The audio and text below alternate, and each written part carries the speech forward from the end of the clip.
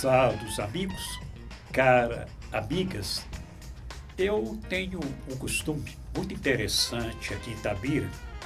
De vez em quando, eu saio para tomar umas cervejas em alguns bares da cidade com o jornalista Marcos Caldeira de Mendonça. É o Marco do jornal O Trem, Marcos Caldeira do jornal O Trem. E a gente tem um costume também peculiar, eu acho muito saudável.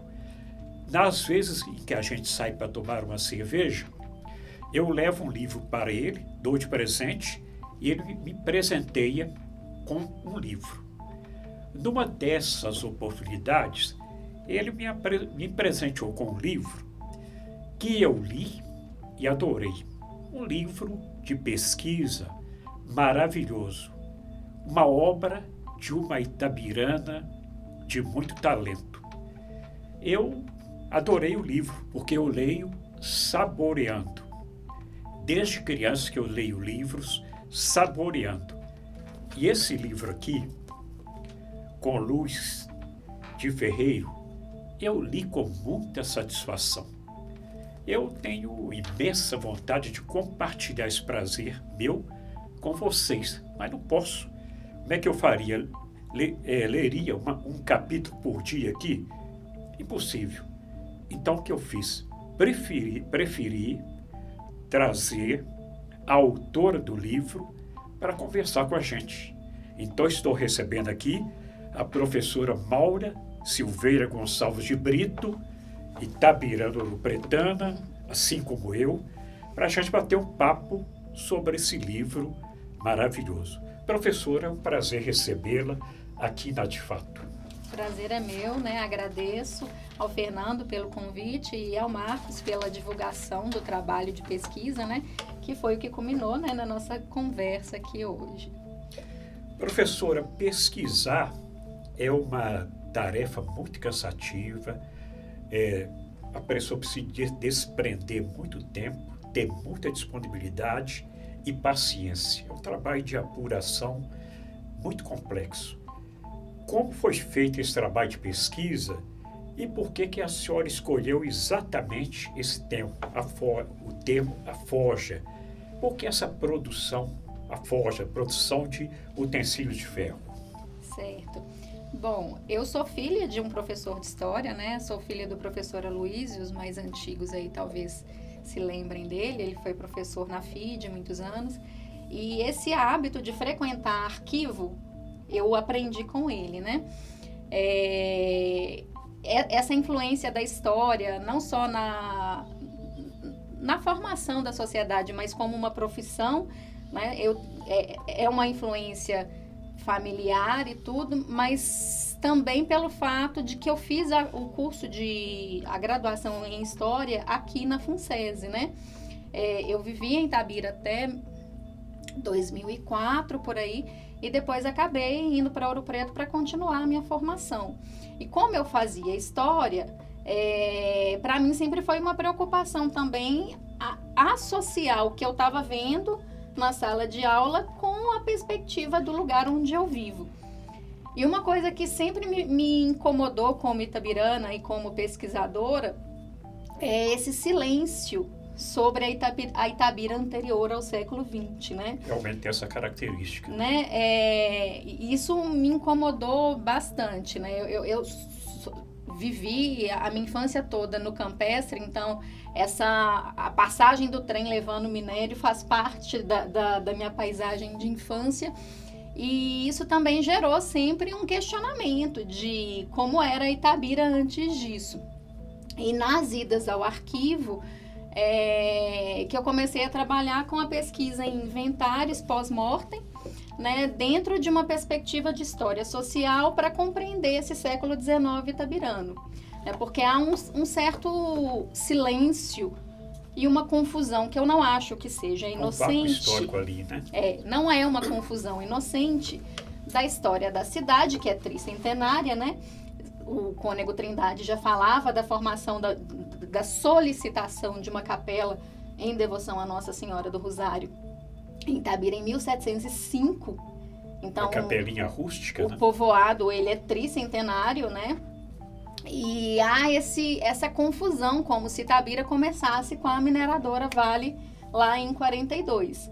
E isso sempre foi um incômodo para mim, como itabirana e como pesquisadora, né? E foi tentando desvendar um pouco dessa Itabira pretérita, né? Que eu comecei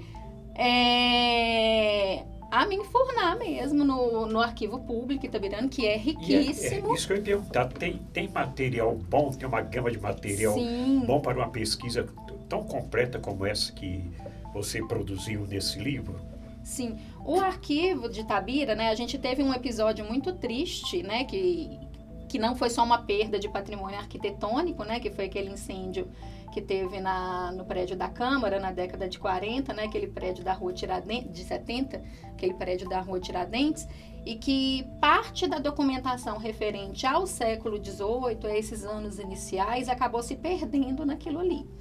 Mas ainda há muita documentação que a gente consegue fazer projeção com comparação de bibliografia de outras vilas do mesmo período no Arquivo Público Mineiro. E no que se refere ao arquivo de Itabira, o século XIX está lá intacto, né? A quantidade, a qualidade das informações que a gente consegue retirar para uma pesquisa histórica sobre o século XIX. Interessante, o incêndio, ele preservou esse século XIX, a documentação do século XIX. Na verdade, a gente, imagino eu, né, que seja até um certo acaso, né, de parte dessa documentação ter continuado. Deve ter alguma relação com o local onde estava, exatamente, o local onde estava condicionado, né, que parte dessa documentação do século XIX se preservou, né.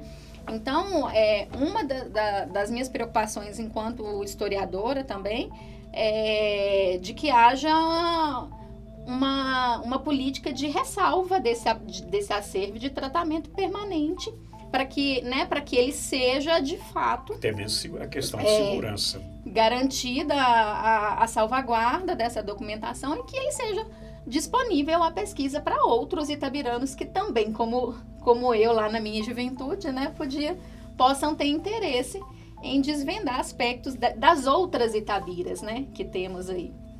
Professora, queria tocar aqui no título do livro, Com Luz de Ferreiro. Pelo que eu percebi, nessa leitura maravilhosa, Luz de Ferreiro é uma posição que o profissional ocupava na produção da forja. O que é o Luz de Ferreiro? Bom, o título, na verdade, ele foi retirado, inclusive, da documentação, né?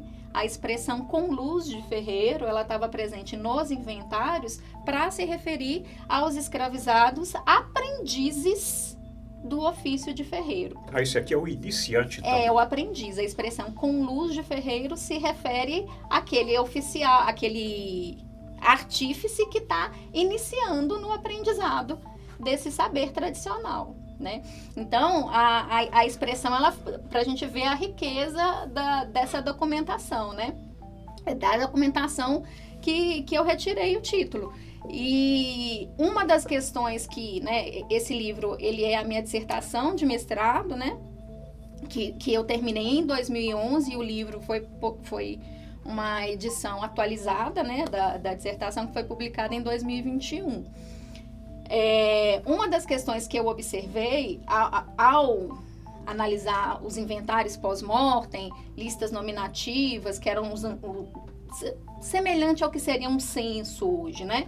Que eram as listas nominais de habitantes de 1832 e 1840, é justamente perceber um número muito grande de ferreiros em unidades produtivas de grandes fazendas e também no espaço da vila, né? Então, eu fui tentar compreender dois movimentos, né?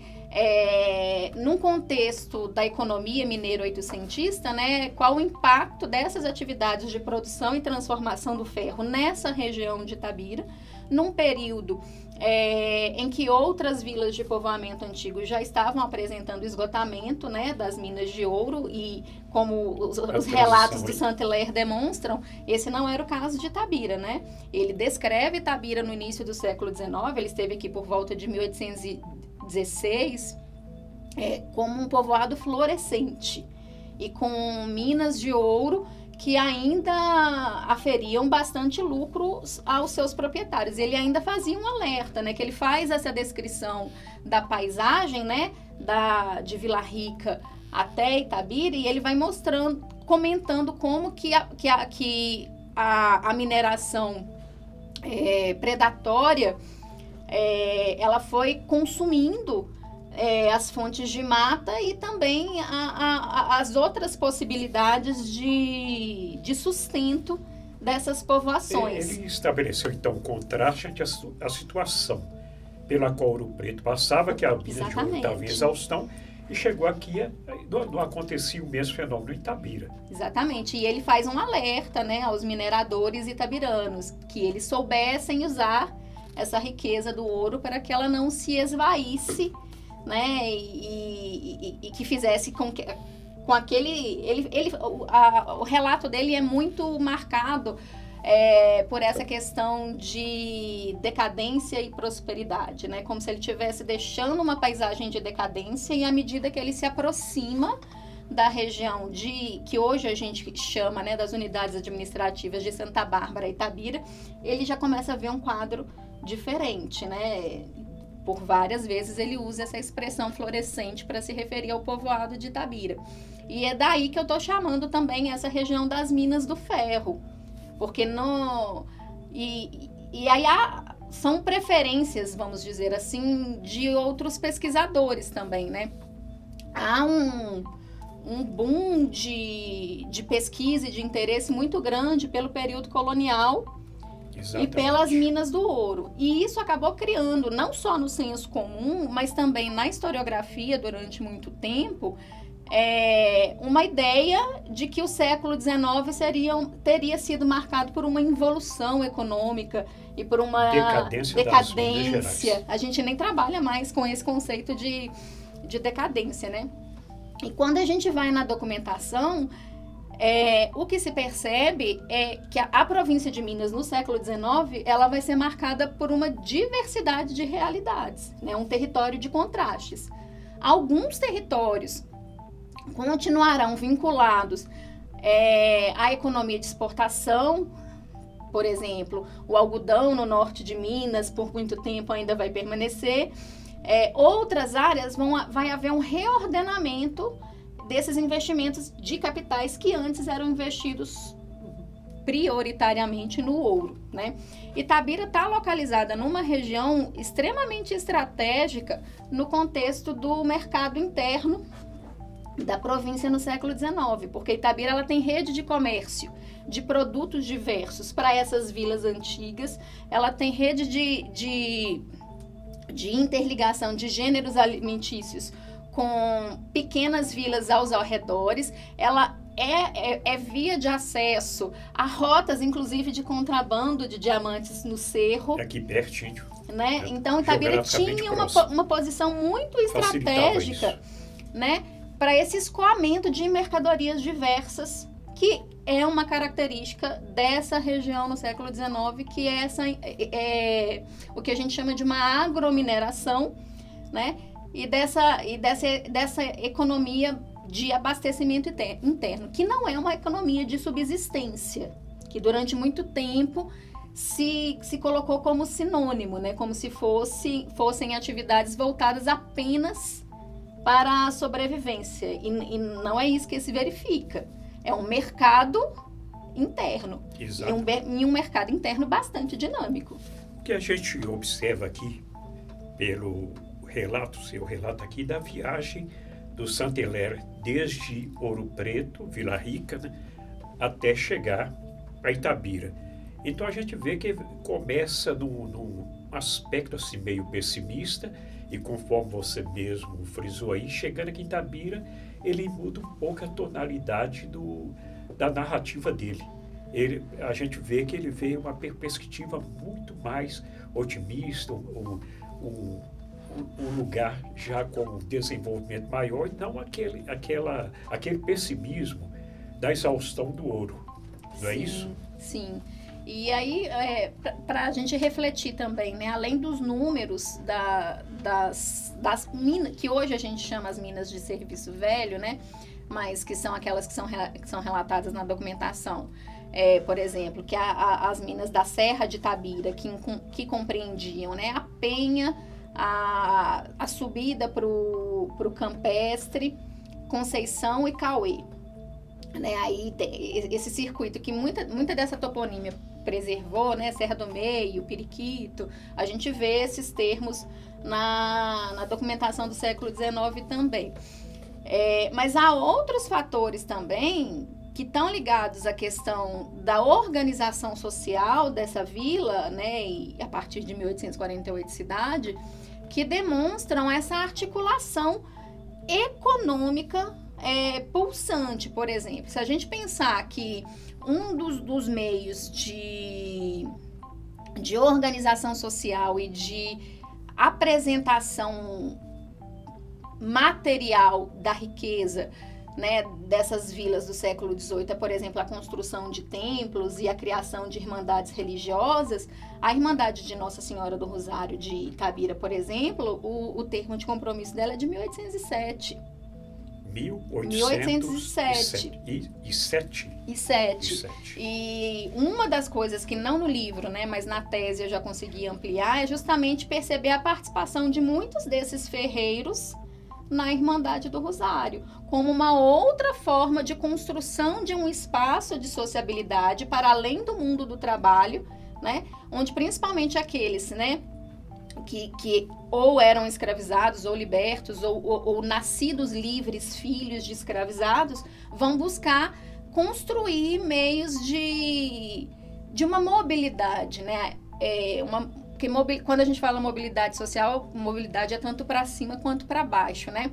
E é importante a gente perceber esses aspectos da vivência social mesmo, né, como também indicadores desse dinamismo dessa economia itabirana naquele momento, né, contrariando não só o que o Saint-Hilaire estava demonstrando ficar para trás, né, no trajeto dele, mas como muito da construção de uma memória local acaba reforçando isso, como se Itabira só tivesse tido riqueza lá no século XVIII, com ouro junto com as outras vilas, e depois só volta a existir quando a Vale aparece. E isso é uma falácia absurda, porque o século XIX é justamente o período em que essas atividades de produção e transformação do ferro vão dar a Itabira um papel de centralidade na província de Minas muito significativo. No seu livro, você demonstra assim, muita atenção pela questão social. Inclusive, o universo dos escravos, você tem uma atenção muito especial e chegou um ponto que você fala sobre a constituição de família, das famílias do escravo. Parece até que os próprios proprietários, os donos de escravo, eles incentivavam a constituição de família. Parece que para manter a paz, era uma forma de manter a paz e evitar rebeliões. É isso? Sim, né? Há uma discussão muito grande na historiografia, né, a respeito da constituição de família entre pessoas em condição de escravidão. A respeito disso, durante muito tempo, foi predominante na interpretação sobre o período de vigência da escravidão no Brasil essa ideia do escravo coisa, né? De que a condição de escravidão transformava essas pessoas em mercadorias e que por causa disso elas estavam impedidas de ter qualquer outro tipo de construção de laços e afetos, vamos dizer assim. Hoje em dia, à medida que os estudos em documentação primária e que visem buscar, mesmo que em números pequenos, né, trajetórias de escravizados que possam elucidar um pouco, né, como que era esse modo de viver dentro do que uma condição de escravidão permitia, a que tipo de possibilidades estavam postas para essas pessoas. Quando a gente, como pesquisador, tem esse cuidado, não significa que a gente está querendo romantizar a escravidão, e muito menos não se trata de ignorar as violências desse período. Mas há na historiografia hoje uma preocupação de entender esse trabalhador em condição de escravidão como um sujeito e como que dentro do que estava posto naquele contexto, com aquela realidade, que alternativas, que meios que eles buscavam para melhorar as suas condições de existência. A formação de laços familiares, né, além de, obviamente, representar a construção de afetos, também ela promove pequenas melhorias no cotidiano, porque, por exemplo, um escravizado casado, ele ia ter direito a uma moradia separada, ele ia ter direito a uma roça própria, e isso minimamente vai fazer com que o cotidiano dele se torne menos árduo. Mais qualidade. Né? Menos árduo. Né? Então, a família escrava hoje é vista como uma dessas estratégias, vamos dizer assim, que os escravizados buscaram de criar laços de identidade entre si, mas também de melhoria de suas condições de existência. E na perspectiva dos senhores, se a gente pensar que Itabira era uma vila mineradora, né? Vai chegar momentos em que a quantidade de pessoas escravizadas era maior, inclusive, do que a de pessoas livres. Para os senhores era importante também criar brechas para manter a paz, né? É o que eles chamam de a paz nas senzalas, né? Para conter as tensões no cativeiro. Porque se você puxasse a corda demais também, a gente não teve vários palmares. A gente teve muitas revoltas escravas, muitos episódios que demonstram como que os escravizados resistiram, construíram estratégias de resistência, né, para sair do sistema ou para melhorar a sua condição de vida dentro do sistema, né? E a formação de famílias é um desses aspectos. Interessante, até voltando nisso, o próprio trabalho na forja era misto. Tinha libertos e escravos, trabalhavam em harmonia na confecção do... Harmonia, mais ou menos, né? Como é que funcionava, então? Como é que era isso? Na verdade, quando a gente vai observar, por exemplo, a característica das unidades produtivas em que são identificados fabricantes de ferro, manufatores de ferro e ferreiros, né? Que fabricante está ligado à produção, manufator e ferreiro está ligado à transformação. A gente percebe que a região de Itabira existiam instalações com características distintas e com potencial de produção também diferenciado. Vão haver a fábrica do Giral, por exemplo, que é uma das questões que quando a gente vai na documentação, a gente começa a desmitificar muito do que fica aí nesse senso comum. O próprio Saint-Hilaire, né, ele fala da fábrica do Giral, ele fala que eram 25 operários, metade livre, metade escravizados. Só que quando a gente vai acompanhar a documentação que se refere aos proprietários da fábrica do Giral ao longo do século XIX, a partir de 1823, que é quando ela é vendida, né, pelo Major Paulo para os Torres, ela passa a funcionar praticamente só com mão de obra escravizada. Então, aquela questão mista que eu me referi, acabou ali.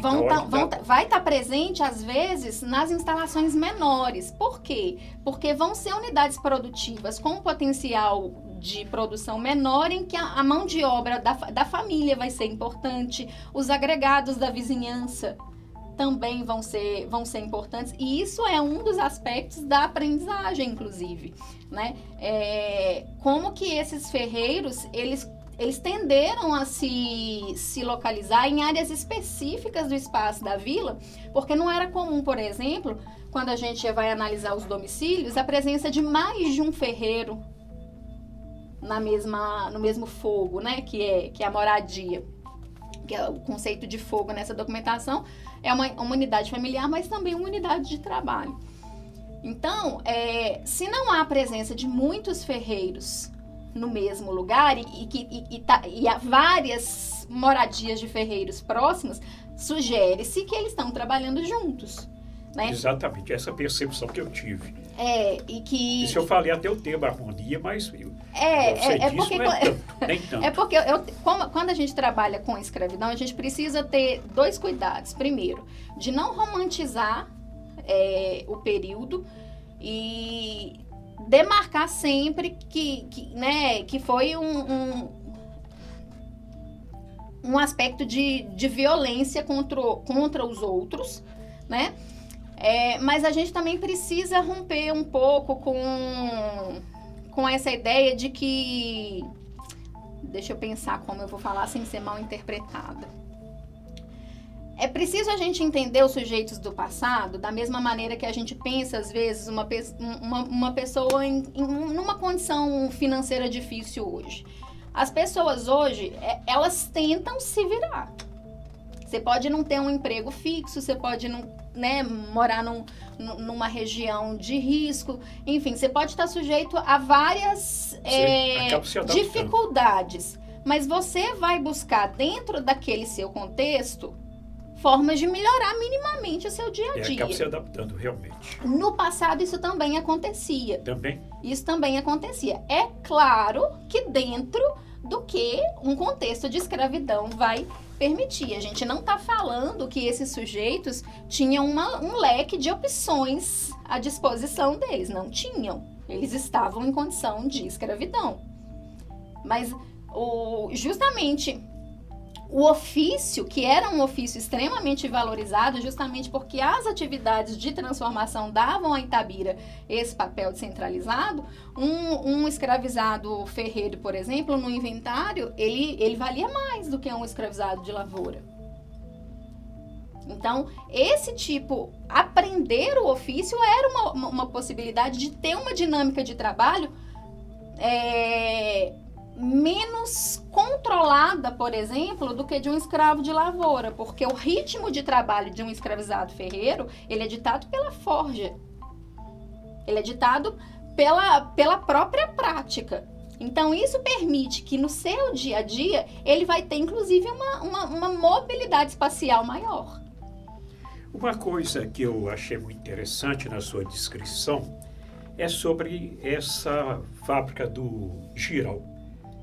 Ela era muito completa, muito sofisticada para a época. Sim, tinha uma estrutura, um organograma muito bem feito, até a linha de produção, aquela produção de apoio. Era muito interessante. Jirau e Santana, né? Jirau e Santana eram as maiores. As maiores, a gente vai ter... Tem o Jirau, o Onça nas proximidades do Jirau.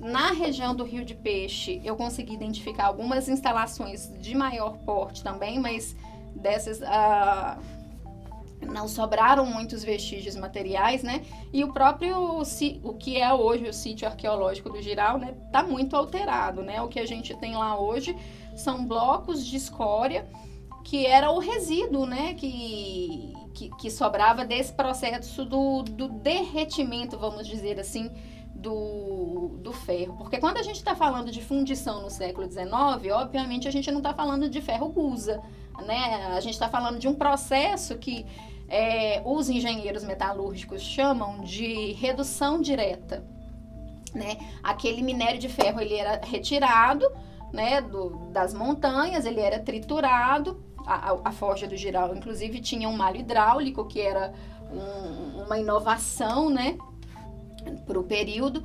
Ele era misturado com areia nos fornos e ele ele amolecia de alguma maneira, né? Ele não chega a se transformar em líquido, porque não atingia essa temperatura, mas ele amolece de alguma forma, e isso permitia que ele fosse forjado, maleado e transformado em outros objetos, né? Então, por isso que era um trabalho que dependia também, para você ter uma instalação de produção de ferro, isso implica que você precisava ter fornos, que você precisava ter um número maior de funcionários.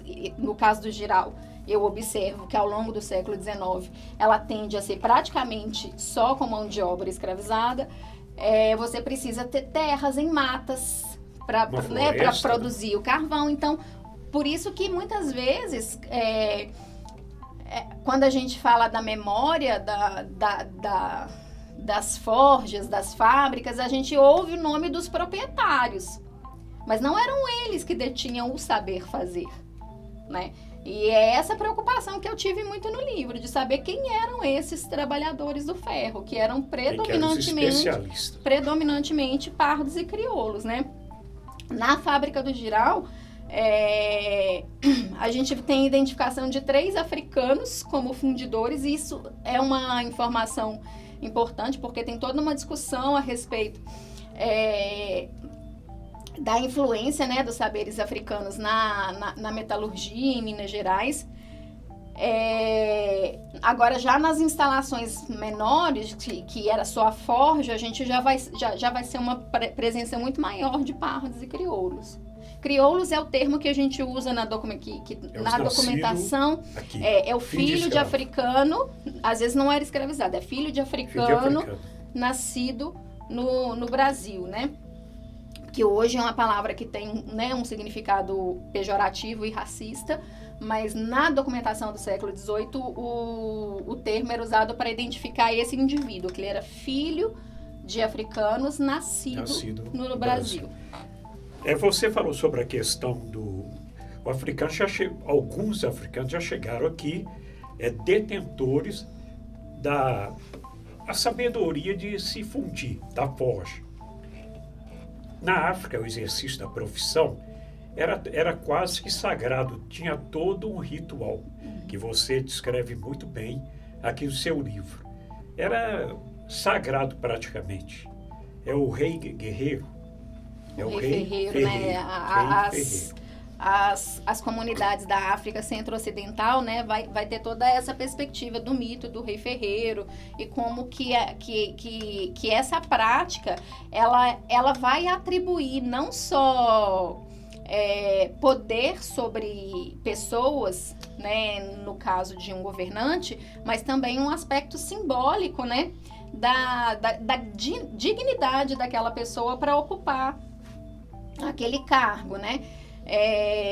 Há uma longa discussão sobre essa importância dos saberes de origem africana na metalurgia, né? Aqui em Itabira a gente percebe isso também, esse exemplo que eu falei, por exemplo, de haver 3 fundidores africanos na fábrica do Jirau, que é justamente a unidade de produção de maior porte, é um dado importante nesse sentido.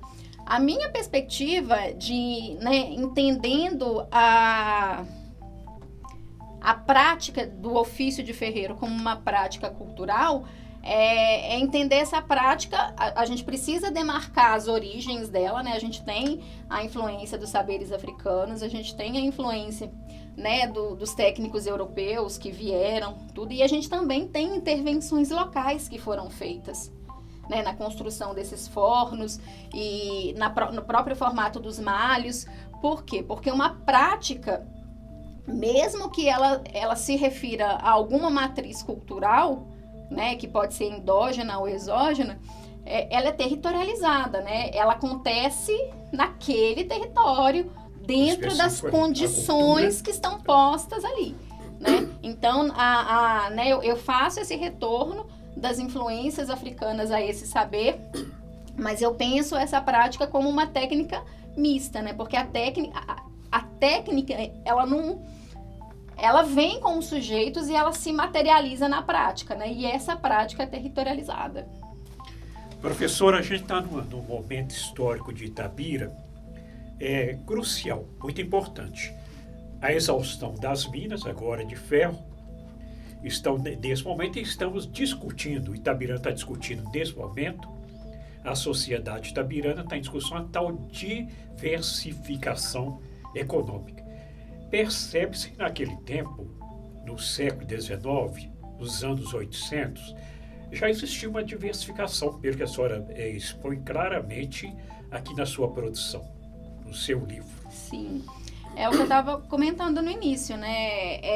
À medida que foram aumentando os estudos sobre os 800, a gente rompe com esse mito, né, de decadência que permeou a memória histórica, né, sobre Minas Gerais no 800. O que a gente percebe é um reordenamento desses capitais para investir em outras atividades que passaram a ter mais importância do que a extração do ouro. E isso não é um contexto que é homogêneo. A gente vai ter regiões em Minas Gerais que vão ter determinadas características e outras sim vão continuar mais articuladas ao mercado externo. Um dos dados que a gente utiliza, né, para derrubar essa ideia de involução econômica, a gente perceber, por exemplo, que no século XIX os índices de população escravizada em Minas Gerais não diminuiu.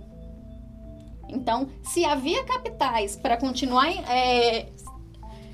havendo, né, a compra de trabalhadores, né, significa que esse dinheiro continuava circulando, ele só estava sendo investido em outras coisas.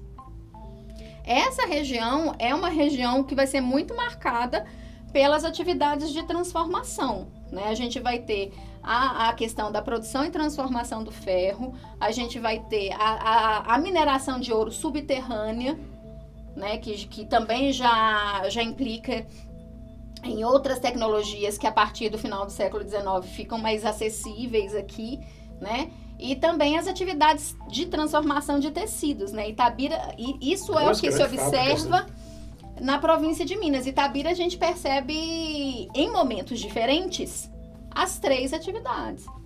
Então, era uma cidade, uma vila que tinha esse papel de centralidade na região e que era uma articulação desse mercado interno. Professora, agradeço muito pela sua presença, uma entrevista espetacular, muito esclarecedora.